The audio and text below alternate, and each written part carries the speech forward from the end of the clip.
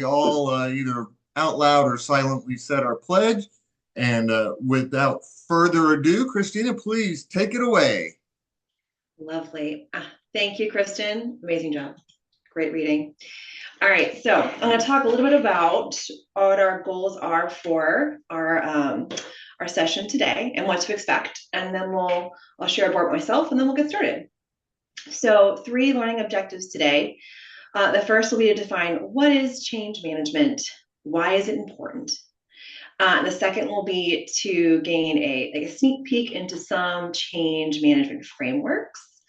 That'll hopefully pique your interest and will be helpful for you. And then we'll do some next steps to identify opportunities for you to use some change management principles and frameworks to help your business.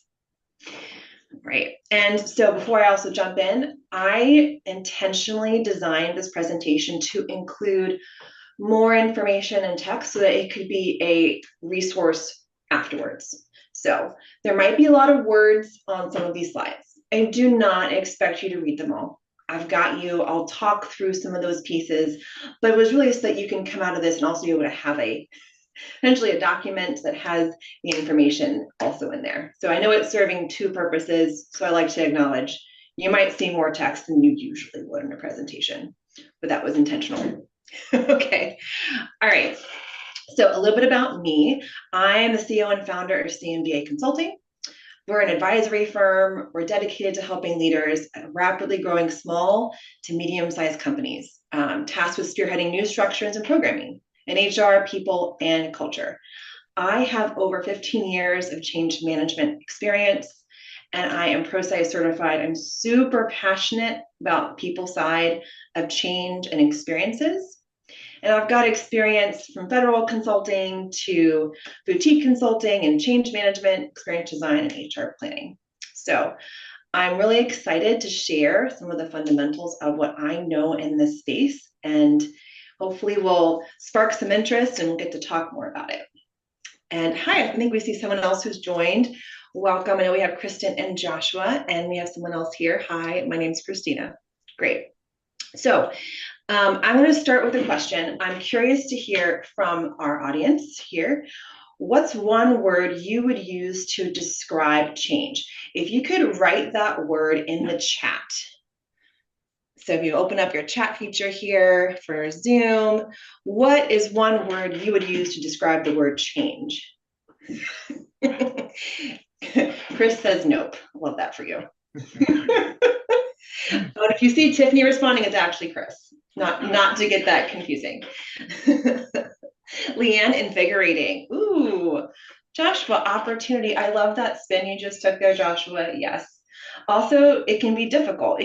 But we can hold space for 2 things at once, right? It can be both difficult and invigorating at the same time.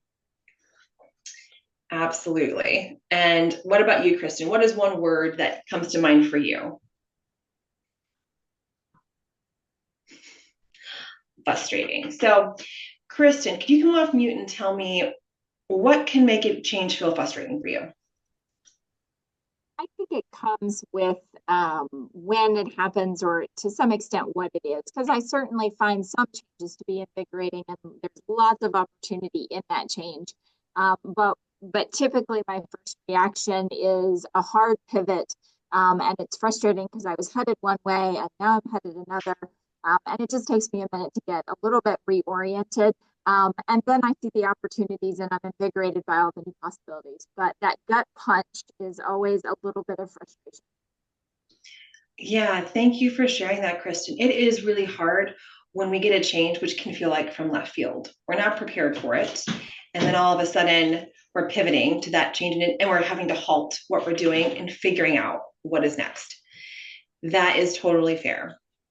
So what I'm going to share next is a quick definition of change from a project or like business perspective. All right.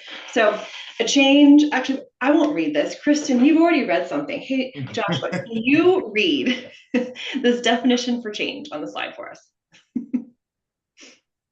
A change is the project, initiative, or solution being introduced in the organization to improve the way work gets done, to solve a problem, or take advantage of an opportunity. Thank you, Joshua. That was amazingly done. And you're like, well, what does that actually mean? Right. So I gave you a definition. What does that mean? So I like to use this diagram of you're in a current state and you want to make it to a future state. But to get to a future state, you have to step through a transition state to arrive at that future state. So change is I'm stepping out of a current state, I'm going through a transition to arrive at a future state. I find this to be a much more like visual way to see like what is change, right? Okay, so where I like when I think about change management, we're looking at this transition state. How might we support people through the transition state so they achieve the future state? This is what change management really is about. ProSci defines change management as the application of a structured process and a set of tools for leading people, the people side of change, to achieve a desired outcome, which is exactly what we're trying to guide everyone through that transition middle box to achieve a desired future state or desired outcome, and really leading people through that. So I'm curious to get what you all think. So in the chat, right, yes or no, do you think change management is a part of project management?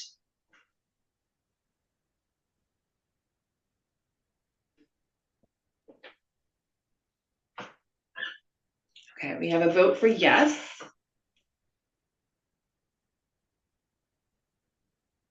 Should be yes. All right, Leanne, what's your vote? Not usually. So we have one here. I love that we've got two different sides. I think project might be part of the change, but change management happens at a higher level. So change management is technically not project management, but it is often thought of together, which makes it a tricky question, you all. So for those who answered yes, it's not uncommon for that to be a thought that change management is a part of project manager, right? Technically, they're separate disciplines, but they're both needed to bring a change to life. So I like to clarify that. So project management, we use knowledge, skills, tools, and techniques to deliver something of value to people. Think of the tasks, the activities required to create or implement a technical solution. Change management is for the people side of that change to achieve a desired outcome. So the employees and stakeholders impacted by that solution, what do they need to adopt that change? So creating a technology versus how do we make sure the technology is used and adopted? But they need to be together. If you don't have the project management to build the thing, it doesn't exist. We also don't have the change management to ensure that the thing's adopted, it doesn't do anything. So there are often functions that are really important to work together. And this is a helpful diagram also from ProSci. If project management is the top side of this diagram, as you think about the technical side of maybe a build of a process, a solution, thinking through what do we need to design, develop, and deliver. And then change management is like, what do the people need through each of the technical phases so that they can engage, adopt, and actually use that solution. When you have both of those things together, you've got project success because you built the thing and the people are actually using it the way it's intended and the outcomes you're looking for are achieved. So I'm going to say a thing. Being a person in change management, this might sound shocking. Not all projects need change management. I like to ask myself, does the change require people to change mindsets or behaviors? So I'm going to give you two examples. First one is Project Lights. Your company is installing automatic lights in your conference room. That's a project. It has a start and an end. We have to, take out the old lights, put in the new ones, and it's automated. That's a project. The second project is Project CRM. We're going to launch a new CRM tool for your sales team. How has a start and an end. It's also a solution. But which of these projects could benefit from change management? Feel free to write in the chat which one of these two or both do you think could benefit from change management?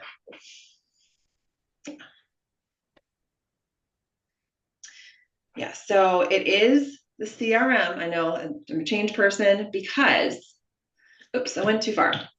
Project Lights doesn't require anyone to do anything. You just walk in the room and the lights turn on. Unless it's one of those lights we have to jump and wave, I guess, turn them on. But generally, you walk in the room and the lights turn on. There is nothing anyone actually has to do that too much changes the behavior. Because I might think, oh, I don't have to turn the light switch on. Okay. But as CRM, there are a lot of things that sales team's going to need to do.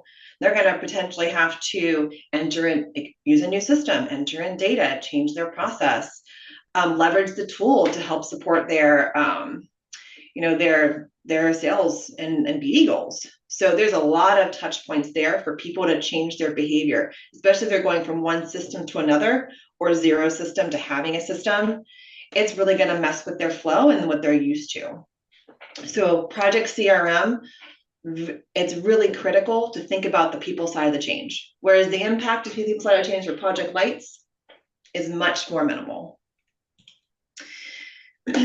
So organizations don't change, people change. And this is important because an individual must move from their current state to the future state for an organization to go from a current state to a future state. So there's a change for your organization. The organization's not going to get there unless all the individuals get there.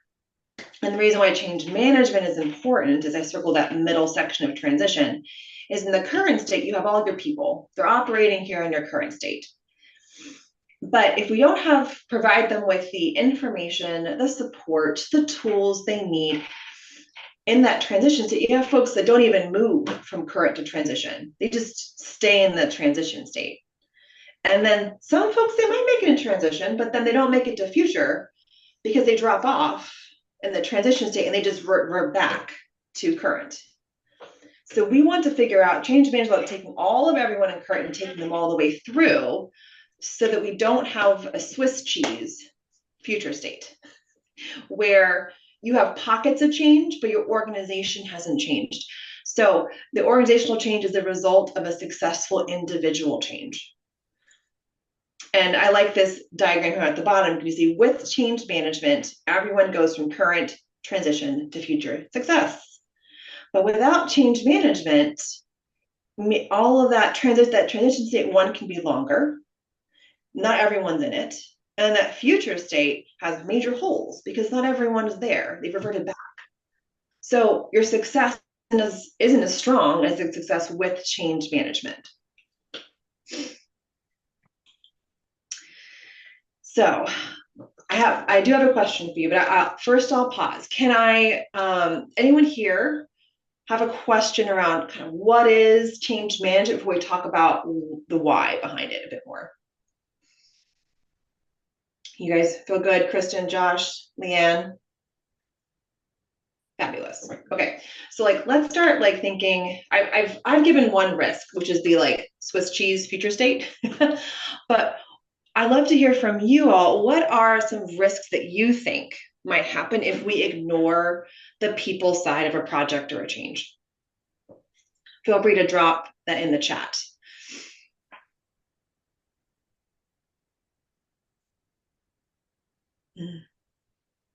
Yeah. Leanne, you lose staff, high turnover. Yeah, Kristen, communication's important.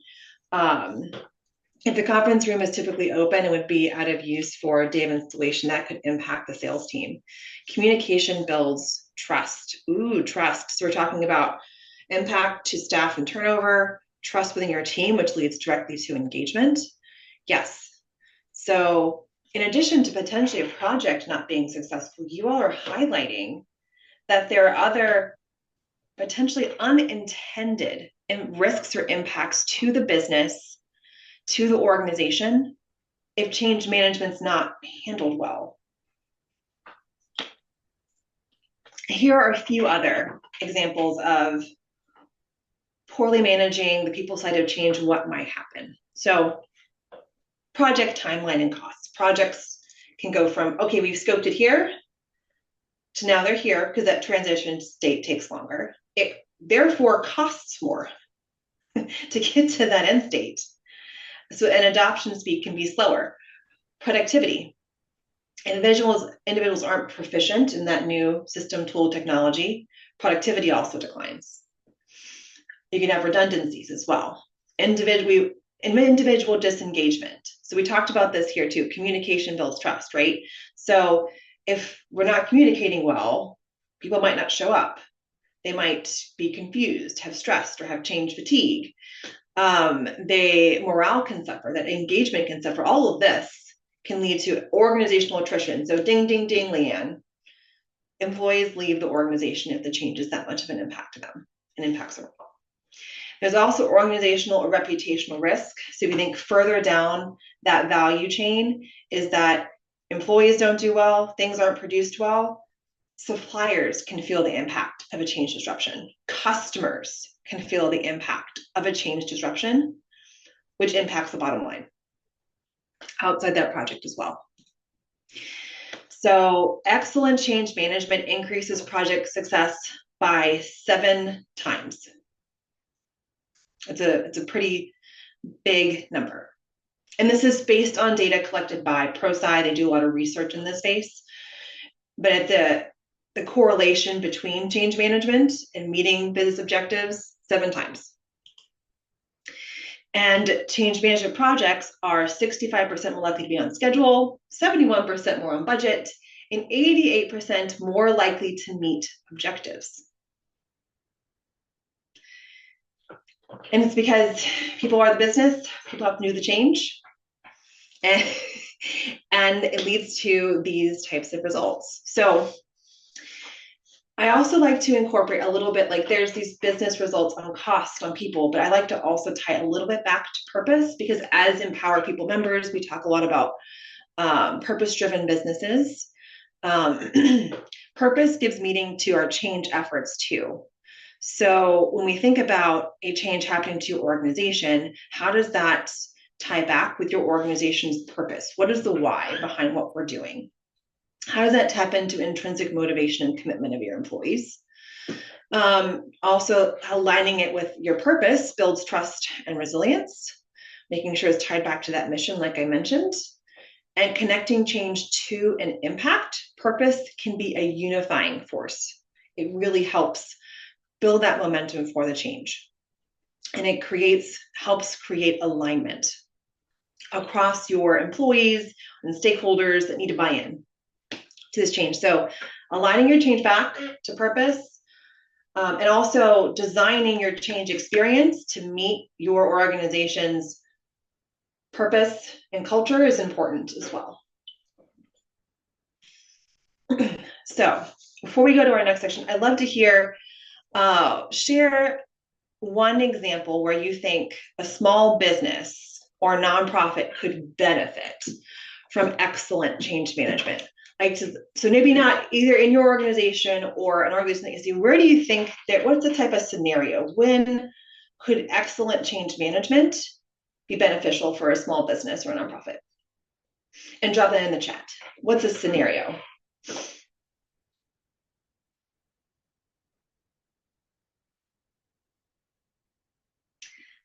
Kristen, a change to a process, an internal process for your employees? Mm-hmm. Absolutely.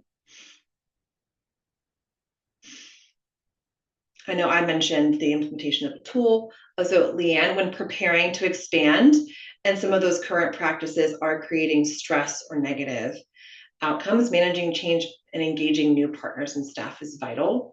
Yes, in periods of growth and expansion, absolutely. And Joshua, new marketing efforts. Mm-hmm. Chris, when you expect humans to change behavior. Yes, so you're right. Honestly, whenever humans are expected to change behavior. So here are some of some examples of scenarios where it's really helpful. Leadership transition. New CEO, executive director, manager, I mean, that's a big change to your people. It makes employees feel really uncertain, not knowing what to expect when someone new comes in. What does that mean for them? Restructuring of teams and departments, changing what departments are doing. Once again, people have to change their behaviors and how they're used to working. New technologies like that CRM system I mentioned, really important. And often where some change management is typically thought of, it's like, oh, I'm bringing in a system, I need to like have a training, or you need to do communication. New technology is often where change management is first thought. New funding or grant management. So let's say you receive a new grant or funding source, but the process for managing those funds are different. Your team has to operate differently for that too. So these are just some examples. There are more, but it's kind of nice to kind of see, oh, when are some of the cases where, this is happening in my organization, change management would really help my team here. And then I have a little information here for nonprofits as well. So like for nonprofits, 5 ways to change management can help nonprofits strengthen their resilience too. So for nonprofits that are pivoting the way they serve clients, maybe they're more like to more digital or hybrid function, like hybrid ways of service, finding new sources of funding. They can make the most out of turnover. So when you do have volunteers or staff that do turnover, how change management can really help mitigate some of that, and helping with mitigating volunteer burnout and supporting some innovative change as well. So I like to have this here. Once again, there's a lot of text here. I want to include this as a resource. I don't expect everyone to read it all, but that's a little bit of why that's there. So I've talked a little bit here about the why behind change management. The next thing will be a little more tactical. So what are the steps? What are some steps and frameworks? Before I do that, I want to pause.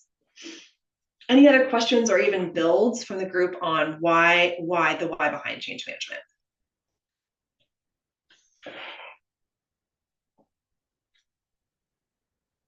Okay. Okay. Great. Okay. So how do you get started? I like this. I'm showing here ProSci's 3 phases for change. I think they're pretty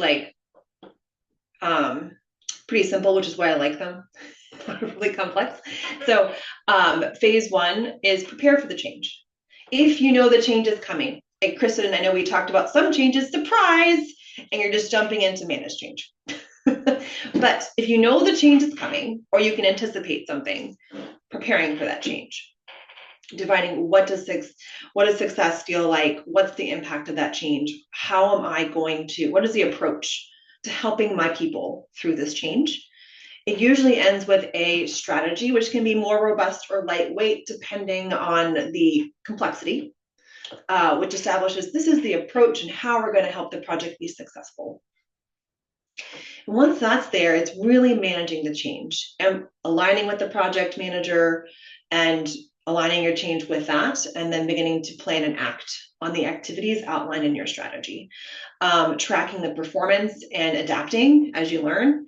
And there's usually a plan associated here. It's either included in your project plan, or your project plan is usually integrated, your change activities and your project activities, like best practice, but there should be a plan. What and who are doing the things. And the third is going to be managing the change. Phase 3, it says prepare, that's my bad. It should be that third phase, sustain the change. What that means is you prepped for it, the changes happen, but we want it to stick. We don't want folks to go back here.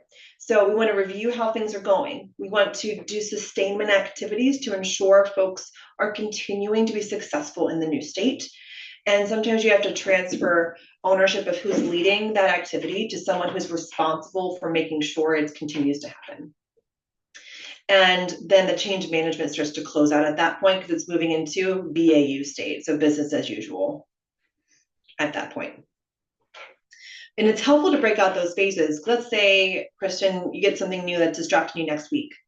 Like, oh, okay, we need to make this happen. So you're probably crunching or prepared for change real fast because you have to roll something out. But you still have to figure out what is the change, what does success look like for me? And what approach do I need to take to do that? And you're moving pretty quickly into your managed change. And so as long as you know that approach you're taking and the activities that are going to come out of that, you might just be compressing those two, but I would not skip that first activity of what is the change, what does it mean to succeed, and what approach am I going to take that aligns with my mission, my values, and my people. And then I would also call out phase 3 of like sustaining outcomes can sometimes be overlooked. Oh, the project's done. And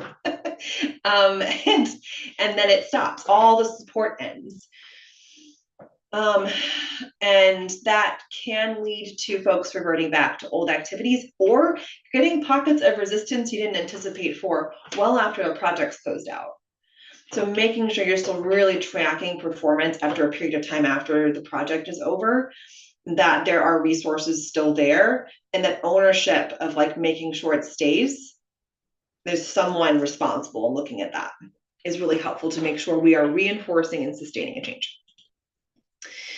I'm not going to go over these 3 things in detail. I like to have these here as resources. There are many different ways to do change management. There are different frameworks, different approaches. When I work with clients, I like to understand where they are, how they like to operate, and then I usually blend or pick a framework that I think is going to be successful for who I'm working with. But a lot of these have similar approaches. There's like similarities here, but there's like nuanced differences. So you can pick one that aligns best with you and what feels right for your business.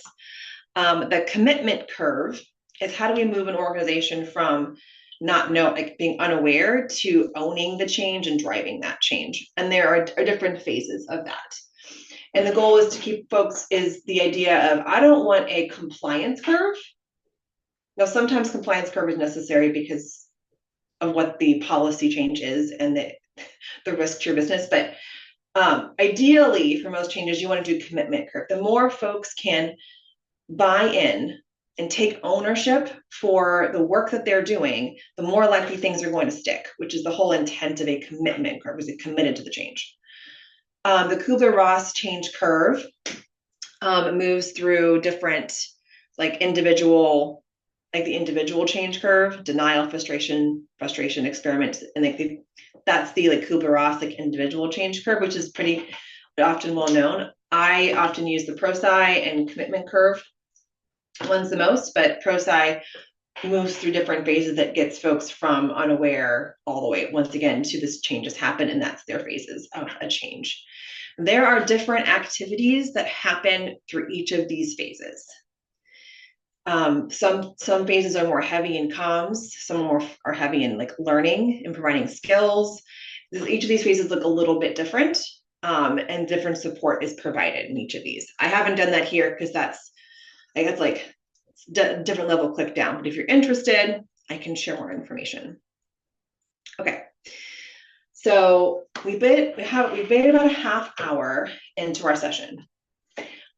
Here I can pause, take some questions, or I also have a template or an activity that we can do together. But I'll pause here and see what the group would like to do. I'm happy to answer some questions, have a little bit of dialogue, or we can do an activity. All right, Chris, you're on mute though. There you go. So as we move into this phase, I'm going to stop recording, and so we can have a free and uncaptured exchange of information and thoughts.